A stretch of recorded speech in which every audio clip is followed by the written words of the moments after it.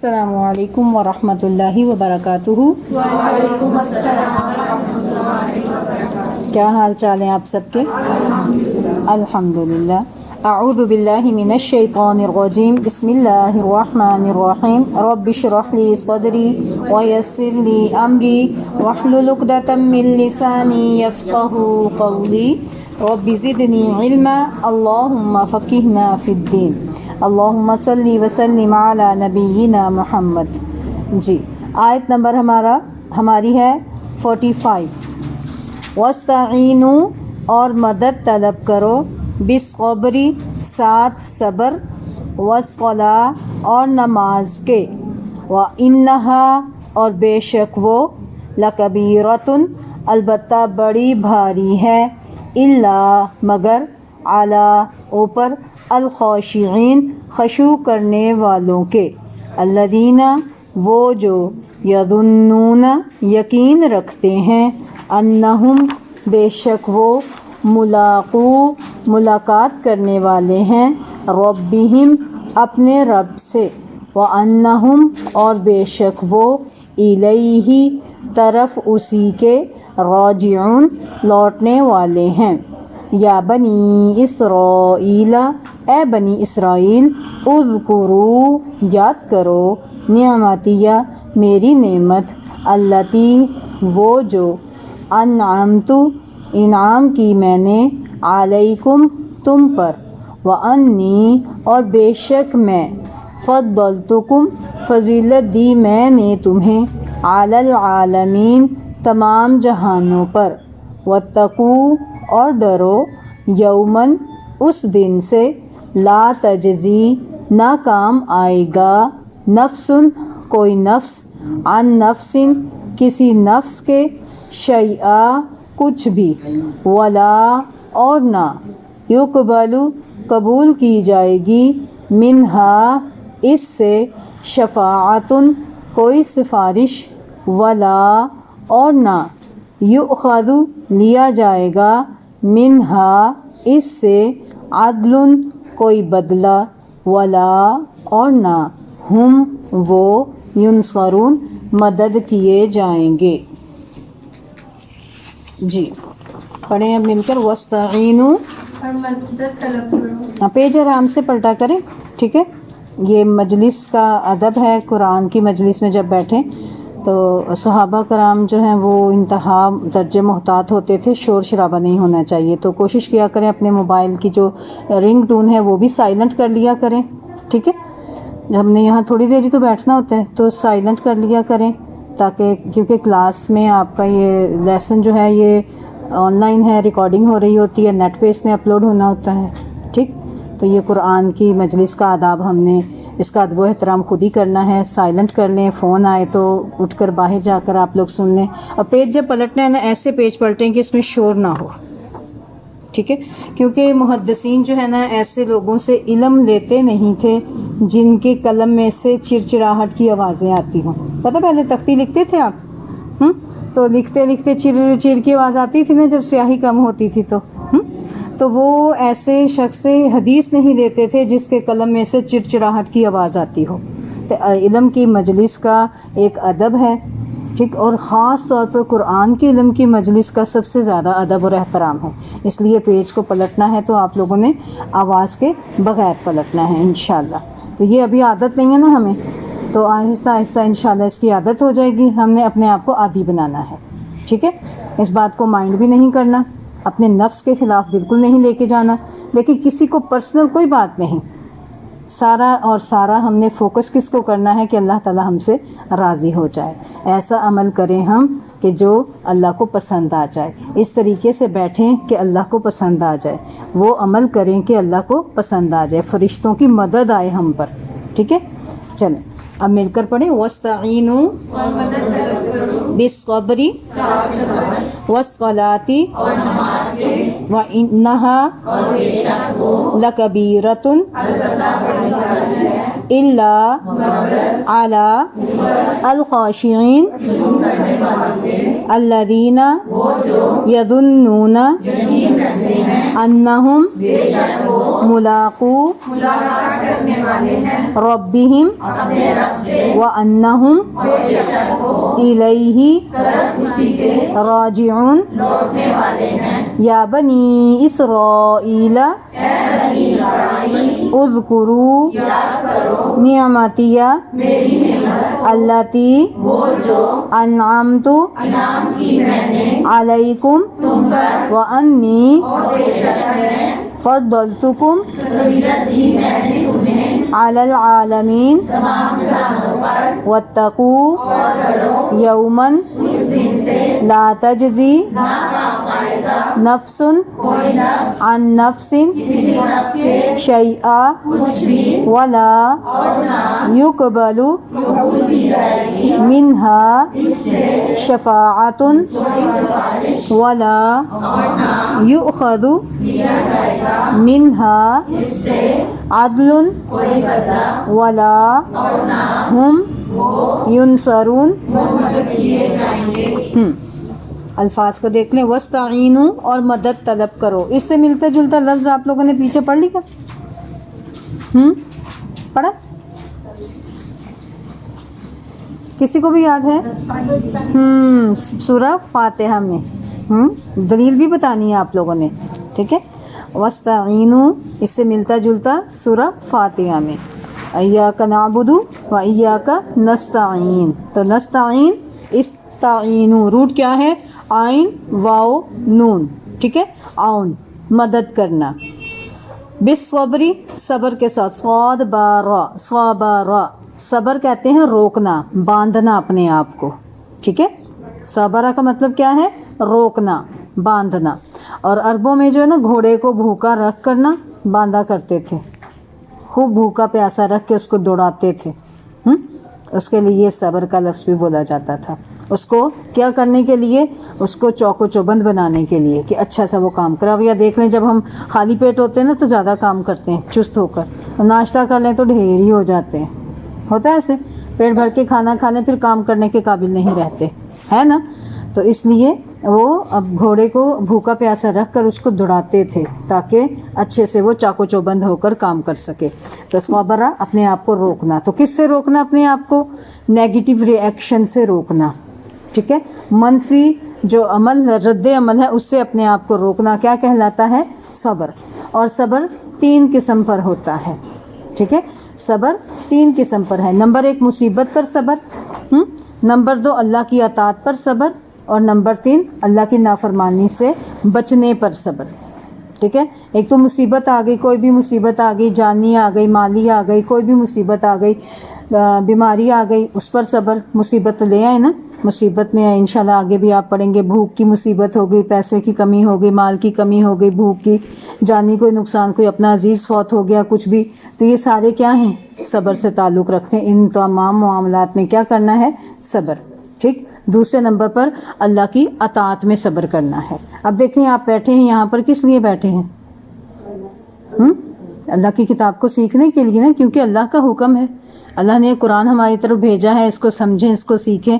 یہ ہمارے فرائض میں سے شامل ہے. ٹھیک ہے. تو اب یہاں پر بیٹھیں گے آپ, اس سے جتنی آپ کو جگہ ملی ہے اسی میں بیٹھنا, اسی میں کور ہونا. ٹھیک ہے. اور جو آپ کو انسٹرکشن کہی جائے ان کو فالو کریں گے. تو یہ کام کس پر مبنی ہے؟ صبر پر مبنی ہے کہ نہیں؟ ٹھیک ہے. تو اللہ کی اطاعت میں اب نماز پڑھنی ہے آپ نے, کیونکہ دل نہیں چاہ رہا ٹھنڈا پانی ہے وضو کرنے کو. صبر کریں گے, وضو کریں گے, اہتمام کریں گے, اس کو گرم کر لیں. نہ گرم ہو تو ظاہر اگر ٹھنڈا ہے, زیادہ گرم نہیں ہے, نارمل, تب بھی آپ کیا فرض چھوڑیں گے کہ صبر کریں گے؟ صبر کر کے وضو کریں گے, پھر نماز پڑھیں گے. تو اللہ کی اطاعت میں بھی صبر کی ضرورت ہے. صبح کے ٹائم نیند بڑی مزے کی آتی ہے نا. دل کیا چاہتا ہے؟ شیطان بھی تھپکیاں دے رہا ہوتا ہے, نم نم سو جا, بڑی لمبی رات ہے. اور اتنی میٹھی نیند آتی ہے نا اس وقت, کتنی میٹھی نیند آتی ہے اس وقت. اپنے نفس کو کچلنا. اب اللہ کی اطاعت کرنی ہے ہم نے. حی علی الصلاۃ حی علی الفلاح کہہ دیا نا مؤذن نے, الصلاۃ خیر من النوم. نماز نیند سے بہتر ہے, یہ ندا سن لی. تو اب اس پر صبر کرنا ہے. اپنی نیند کو کچلنا ہے، اپنی نیند کو ختم کرنا ہے اور اٹھ کر اللہ کے حضور کھڑے ہونا ہے۔ تو اللہ کی اطاعت میں کیا ہوگا؟ صبر کرنا پڑے گا نا۔ اس طرح کوئی بھی عمل آپ لے لیں، ٹھیک ہے۔ پھر تیسرے نمبر پر نافرمانی سے بچنے پر صبر، اللہ کی نافرمانی سے بچنے پر۔ دل بڑا چاہ رہا ہے کیا کریں، سب ایسا کام کریں میں بھی کر لوں، چاہے وہ گانا سننا ہے، چاہے وہ غلط فلم دیکھنا ہے، چاہے کانوں کا چسکا ہے، غیبتیں چغلیوں کی مجلس ہے، بدعات کی مجلس ہے، نافرمانی والی مجلس ہے، سب کر رہے ہیں، کیا ہے تم بھی کر لو گی تو کیا ہو جائے گا، کون سی آفت آ جائے گی۔ اللہ اتنا بھی تو ظالم نہیں، مولویوں نے کہہ کے مار دیا، ڈرا کے دھمکا دیا، اب انسان جیتے جی مر جائے، جیے بھی نہ، زندگی کو انجوائے بھی نہ کرے۔ ایسے جملے ملتے ہیں سننے کو، کہ نہیں؟ پھر ساتھی آپ کو اکساتے ہیں غلط کاموں کی طرف، ٹھیک، تو اس پر پھر اب کیا کرنا ہے؟ صبر، وہ کام نہیں کرنا۔ کیوں؟ کہ اللہ تعالیٰ نے اس سے منع کیا ہے، ٹھیک ہے۔ 3 چیزیں ہوگی نا، 3 چیزوں پر صبر، صبر کی 3 اقسام۔ تو اللہ تعالیٰ حکم دیتے ہیں وَاسْتَعِینُوا، مدد طلب کرو، بالصبری، صبر کے ساتھ، والصلاۃ، اور نماز کے ساتھ۔ صلاۃ نماز کو کہتے ہیں۔ وَإِنَّهَا، اور بے شک وہ، کیا؟ نماز، صبر، لَکَبِیرَۃٌ، البتہ بڑی بھاری ہے۔ خاص طور پر نماز جو ہے نا، لَکَبِیرَۃٌ، لام جو ہے نا وہ تاکید کے لیے آئے ہیں، البتہ لَکَبِیرَۃٌ، بڑی بھاری ہے، الا، مگر، علی الخاشعین، خشوع کرنے والوں پر نہیں، ٹھیک ہے۔ خشوع کرنے والے جو ہیں، جو عاجزی اختیار کرنے والے ہیں، خاشعین، خاشع کی جمع ہے، اور خاشین عین، خاشین یا ہے، خاشین عین روٹ ہے اس کا، ٹھیک ہے۔ خاشع، خشوع و خضوع کرنا، عاجزی اختیار کرنا، اللہ کا ڈر جو ہے وہ دل میں رکھنا۔ اب ان کی صفات کیا ہیں؟ خاشعین کون لوگ ہیں؟ الذین، وہ جو، اسم موصول ہے، پچھلے کی تفصیل ہے، یظنون، یقین رکھتے ہیں، ظنون، اردو میں بولا جاتا ہے ظن، واقف ہے نا اس سے، ظن، یظن۔ جب یہ عام استعمال ہو تو اس کا مطلب گمان ہے، ہمارے اردو میں ظن سے مراد گمان ہے نا، لیکن جب یہ اللہ کے بارے میں استعمال ہو، آخرت کے بارے میں، تو اس کا مطلب یقین ہوتا ہے، پھر آپ نے گمان نہیں کرنا، ٹھیک ہے، یقین رکھنا کرنا ہے۔ اللہ اور آخرت کے دن پر ہو تو پھر کیا ہوگا؟ یقین رکھنا، وہ یقین رکھتے ہیں، انہم، بے شک وہ، ملاقو، ملاقات کرنے والے ہیں، لام قاف یا روٹ ہے اس کا، لاقیہ، لاقیہ روٹ ہے، اور ملاقو میم لگ گیا دوسرا اس کا، ملاقو، ملاقات کرنے والے ہیں، اور ملاقات اردو میں بھی بولا جاتا ہے نا، ربہم، اپنے رب سے، وانہم، اور بے شک وہ، الیہ، اسی کی طرف، ہی کی ضمیر کس کی طرف ہے؟ اللہ کی طرف، راجعون، لوٹنے والے ہیں، رجوع کرنے والے ہیں، راجیم عین، راجع، لوٹنا، راجع، لوٹنے والے، راجعون جمع ہو جائے گی۔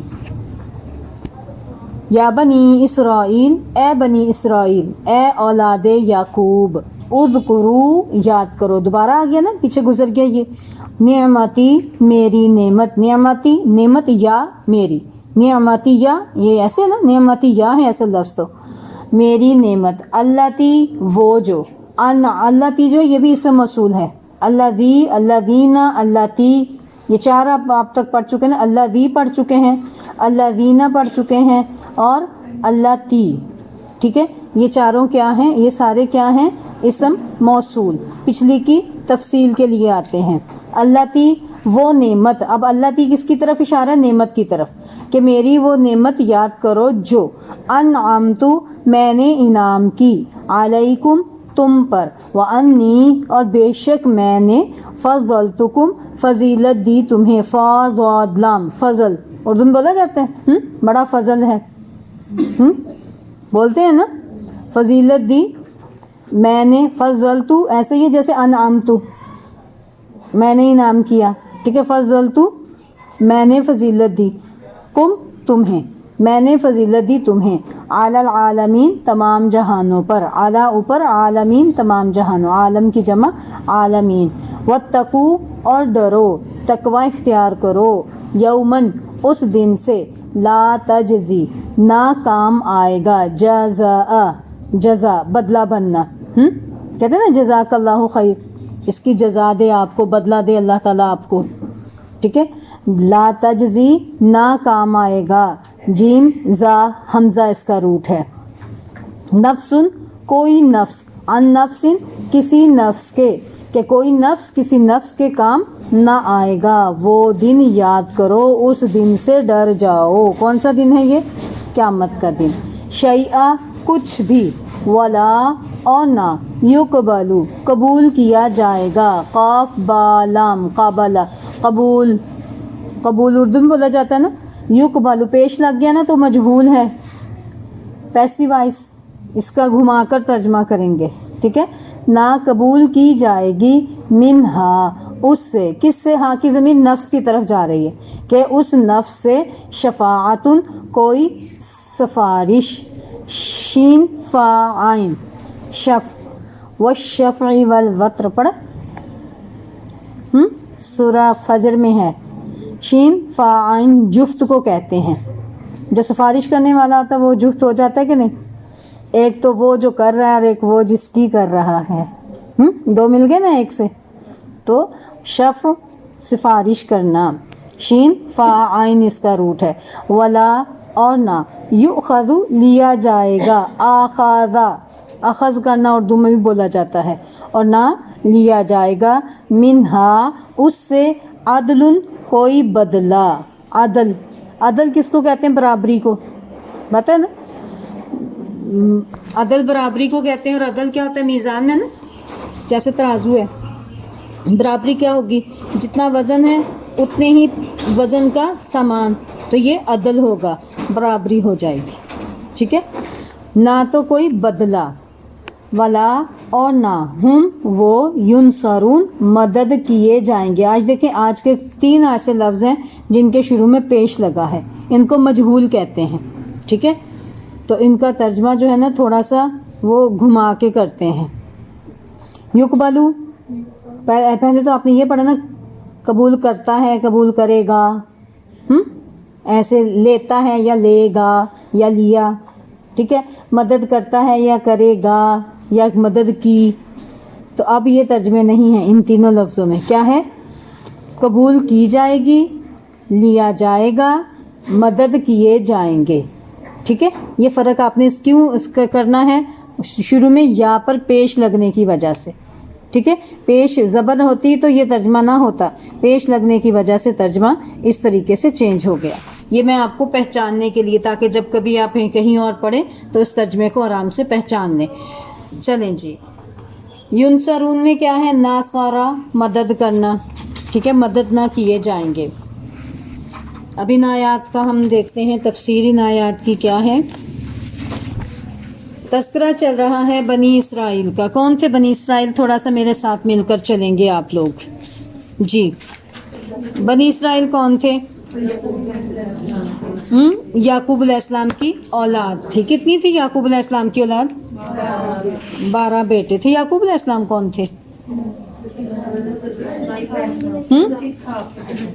ہاں جی، حضرت اسحاق کے بیٹے. اور ابراہیم علیہ السلام کے ساتھ کیا تعلق تھا ان کا؟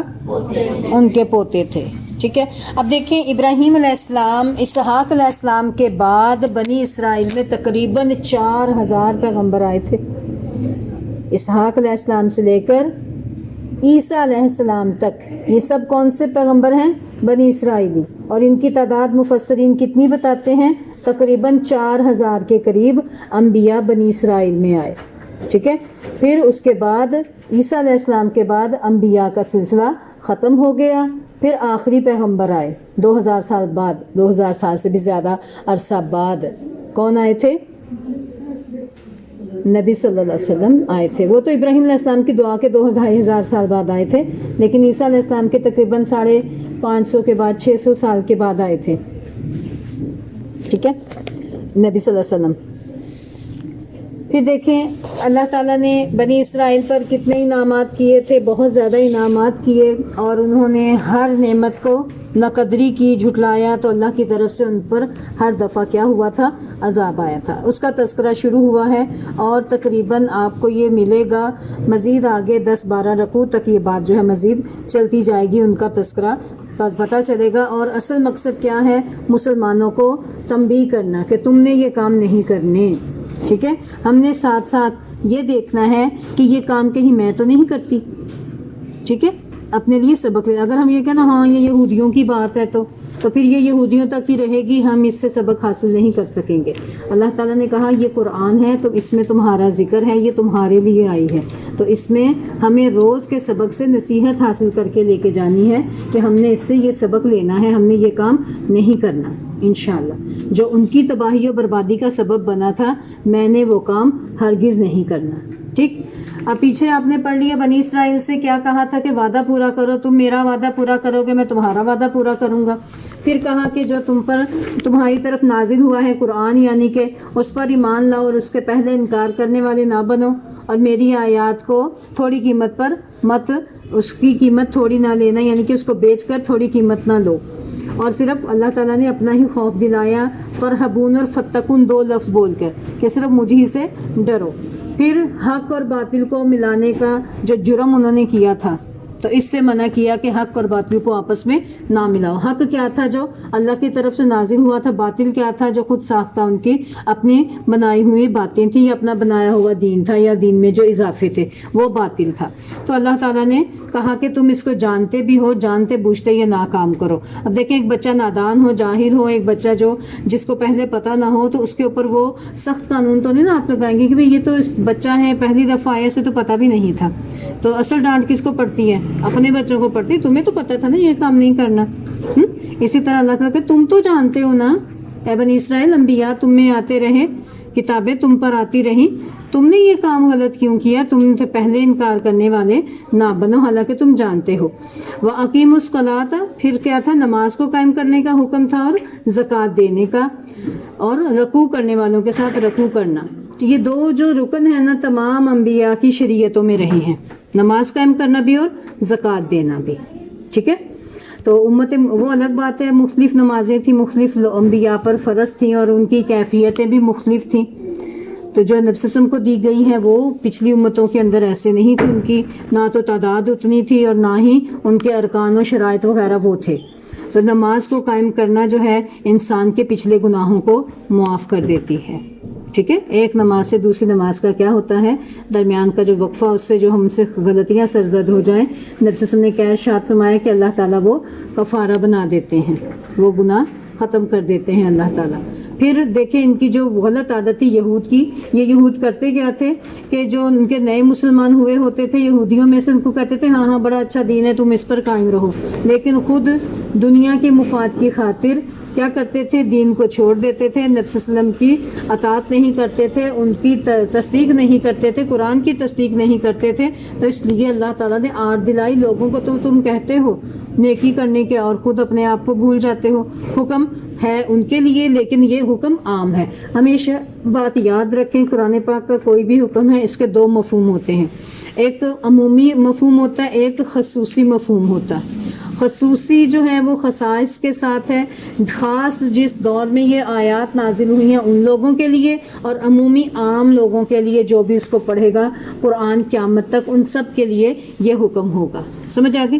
ایک تو کن کے لیے ہیں؟ جن پر یہ قرآن نازل ہوا، خاص ان کے لیے۔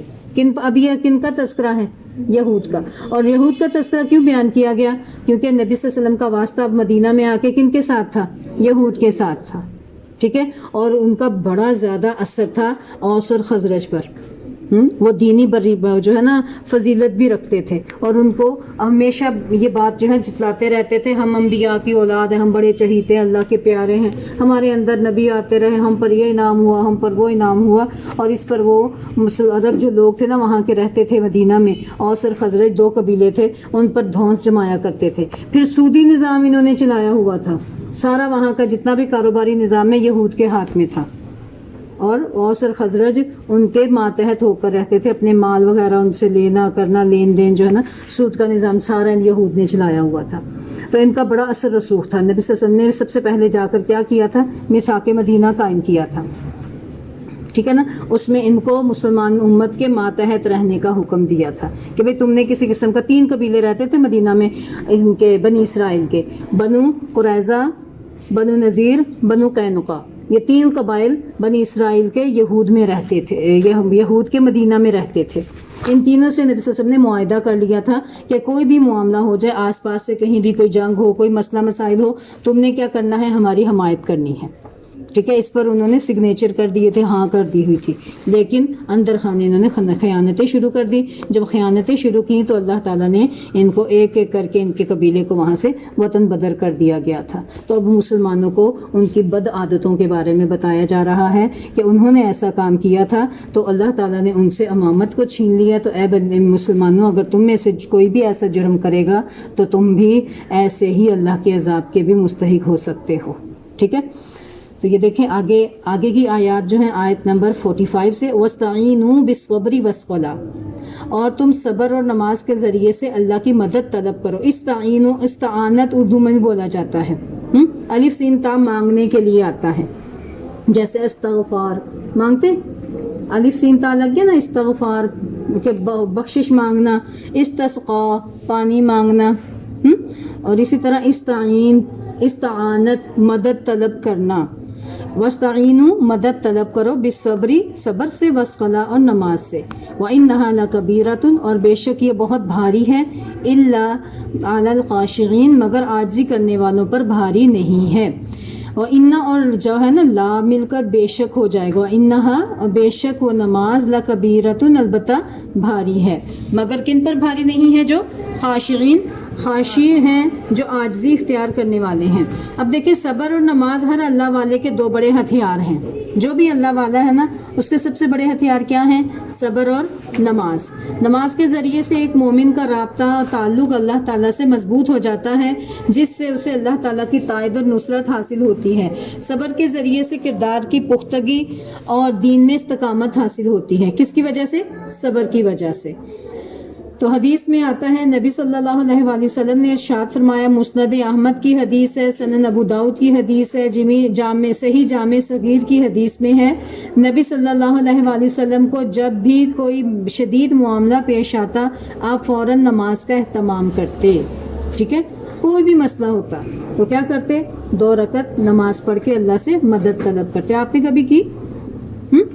کتنا بڑی مسئلہ ہو، چاہے آپ کے جسم میں بیماری کا مسئلہ ہے، مالی مسئلہ ہے، کوئی بھی مسئلہ ہے، فوراً اللہ سے 2 رکعت نماز پڑھ کے مدد طلب کریں. دیکھیں دل کو قرار آ جائے گا. اس کو پریکٹیکل کریں، ٹھیک ہے نا. جب بھی کوئی مصیبت، اکثر ایسے ہوتا ہے ہمارے ہاں مصیبت آئے نا تو ہمارے ہاتھ پاؤں پھول جاتے ہیں، ہاتھوں کے طوطے چھوٹ جاتے ہیں، ہمیں پتہ نہیں چلتا ہم نے کرنا کیا ہے. تو اس وقت اپنے آپ کو سنبھالنا، فوراً جائے نماز پر کھڑے ہو جانا، اپنے رب کو پکارنا. یقین سے ہوگا. جو نماز کا عادی نہیں ہوگا، جس کو آخرت پر یقین نہیں ہوگا، اس پر تو بڑی بھاری ہوگی. اور جس کو عادت ہوگی، جس کے دل میں اللہ کی یاد ہوگی، جو نماز کا عادی ہوگا، جس کو یہ یقین ہوگا کہ میں نے اپنے رب سے ملنا ہے، اس کے لیے نماز پڑھنا کچھ بھی مشکل نہیں ہوگا، ٹھیک ہے. تو اس کو عادت بنانا ہے، اپنی عادت بن جائے، آپ کو پتہ بھی نہ چلے کہ آپ بھاگ بھاگ کر جائیں نماز کی طرف. ایک واقعہ میں بتاتی ہوں. ایک استاذہ بیان کرتے ہیں، ڈاکٹر فرحت ہاشمی صاحبہ بتاتی ہیں کہ ان کی ایک اسٹوڈنٹ تھی. وہ بتاتی ہے مجھے کافی زیادہ جو ہے نا میں پریشان تھی. وہ ایک ڈاکٹر نے، بلکہ ان کی ایک اسٹوڈنٹ ڈاکٹر نے یہ بات شیئر کی تھی کہ میں ایک دفعہ جو ہے نا بہت زیادہ، میرے پاس ایک پیشنٹ آئی، بہت زیادہ وہ بیمار رہتی تھی. تو جب وہ میرے پاس آئی تو میں نے اس کی باتیں سن لی، ٹھیک ہے. کافی عرصے بعد جو ہے وہ پھر، اور وہ خاتون آنا ختم ہو گئی. تو کہتی، میں نے پوچھا کہ اب آپ کبھی نظر نہیں آئیں؟ انہوں نے کہا کہ جب میں پہلی دفعہ آپ کے پاس آئی تھی تو میرے پاس میری جو طبیعت تھی کافی بہتر ہونا شروع ہو گئی. آہستہ آہستہ مستقل آنے سے میری طبیعت بہت بہتر ہو گئی. حالانکہ نہ آپ مجھے دوائی دیتے تھے، کچھ بھی نہیں کرتی تھیں، تو اس کے باوجود میں ٹھیک ہو رہی تھی. تو کیا وجہ؟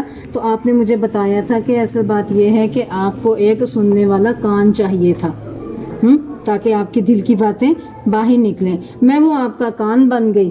تو آپ کا مسئلہ حل ہو گیا. تو اس کے بعد سے وہ کہتی جب میں نے یہ سنا تو میرے پاس تو ایک اچھا سب سے بہتر ایک بات سنانے والی ہستی موجود ہے. اب مجھے جب بھی کوئی مسئلہ ہوتا ہے میں 2 رکعت نماز پڑھتی ہوں, مصلی بچھاتی ہوں, اپنے رب سے ساری باتیں کرتی ہوں. تو الحمدللہ جتنی بھی اس کو ٹینشن تھی, فرسٹریشن تھی, جو بھی تھا ساری اس کی ختم ہو گئی. اس کو ڈاکٹر کے پاس جانے کی نوبت ہی نہیں آئی. ٹھیک ہے, تو جب بھی وَاسْتَعِینُوا بِالصَّبْرِ وَالصَّلَاةِ, نماز اور صبر سے مدد طلب کریں. لیکن یہ کام ہمت کے کاموں میں سے اللہ نے خود بتا دیا وَإِنَّهَا لَكَبِيرَةٌ إِلَّا عَلَى الْخَاشِعِينَ, کہ یہ کام ہے تو بڑا بھاری. کس پر بھاری ہوگا؟ جس کو اللہ پر یقین نہیں ہوگا, جس کا اپنے رب سے تعلق مضبوط نہیں ہوگا, جس کا آخرت پر یقین نہیں ہوگا, اس پر یہ بھاری ہوگی. لیکن جس کا اپنے رب پر یقین ہوگا, جو خاشع ہوں گے, قیامت کے دن جانے پر جن کو پورا یقین ہوگا, وہ فوراً اس کام کو کرے گا, اس پر یہ بھاری نہیں ہوگا.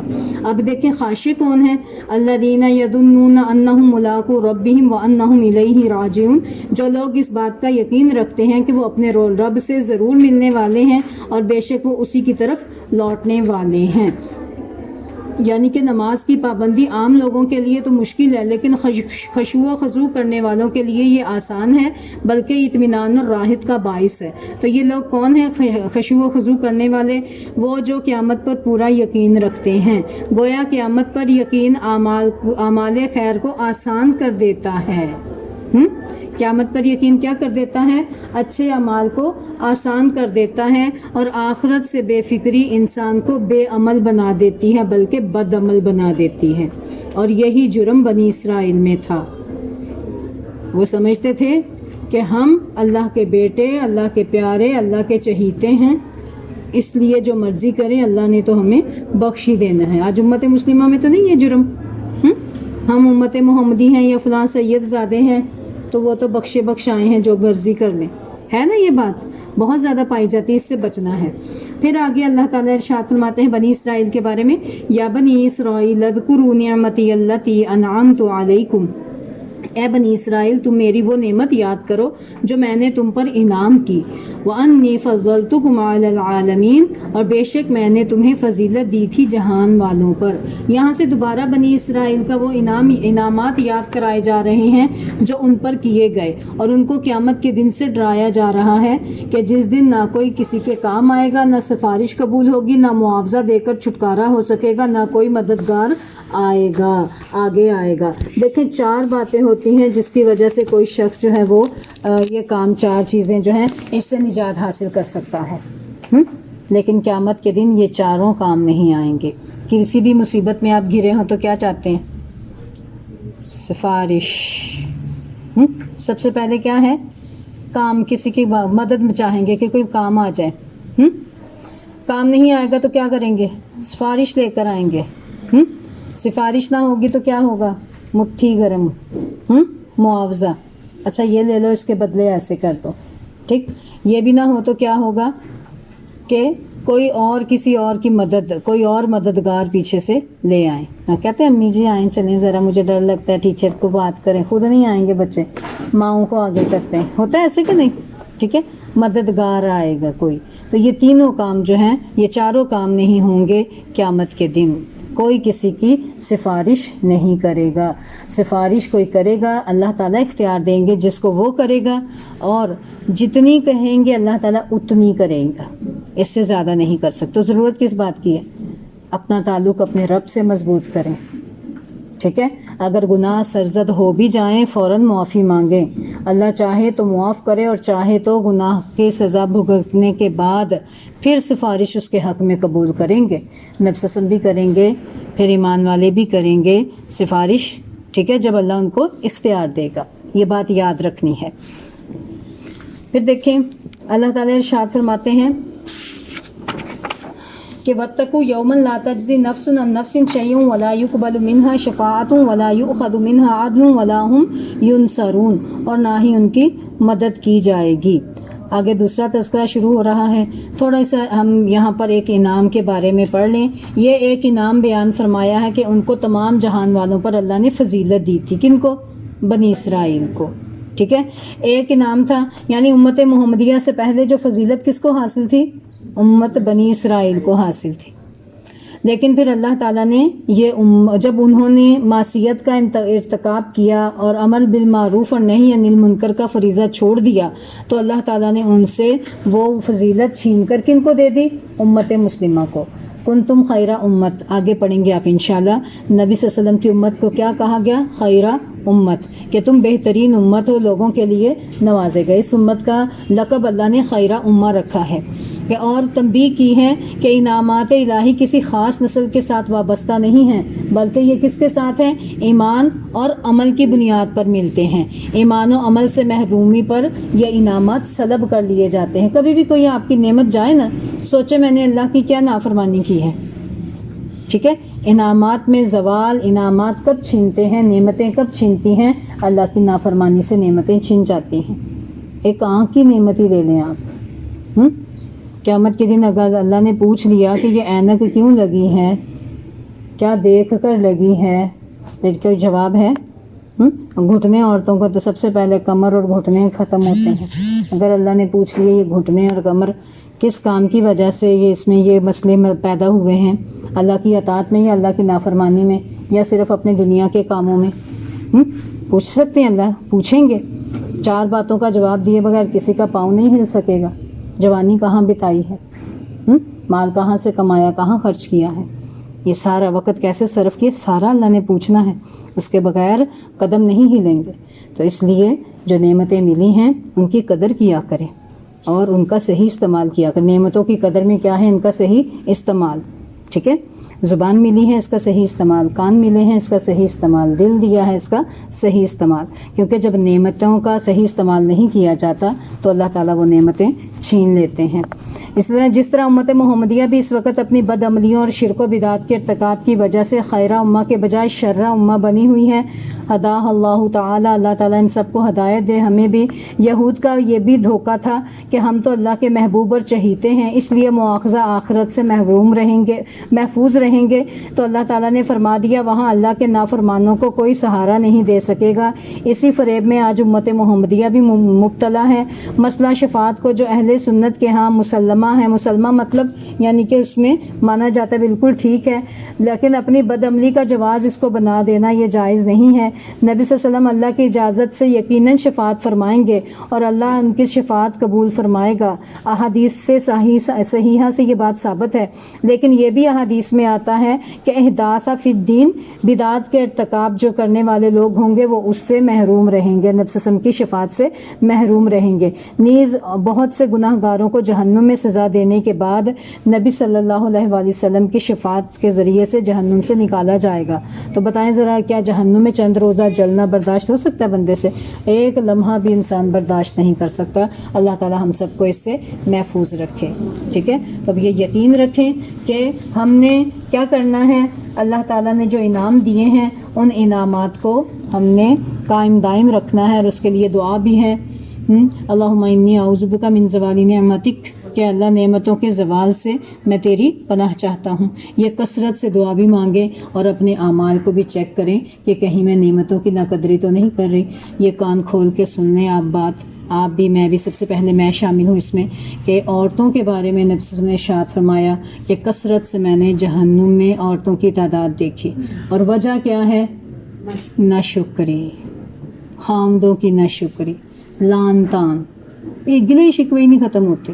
ایک دوسرے سے ملتے ہوئے مسکرا کے نہیں ملیں گے. وہ پچھلی جو باتیں ہوں گی نا وہ نکال کے، اچھا تمہیں یاد آ گیا، وقت مل گیا، شکر ہے تم نے بھی راستہ دیکھا تو ایسے ہوا تو ویسے، ایسی باتیں ہیں نا، شکوے شکایت. پھر خاوند کی حدیث میں نبی صلی اللہ علیہ وسلم نے باقاعدہ کہا کہ خاوند کے گھر میں رہتے ہوئے ساری نعمتیں حاصل ہوتی ہیں، ایک دن بھی اگر کوئی نعمت نہ ملے تو کیا کہتے ہیں کہ تیرے گھر میں تو میں نے کبھی کوئی سکون دیکھا ہی نہیں، جب سے میں آئی ہوں یہی حال ہے.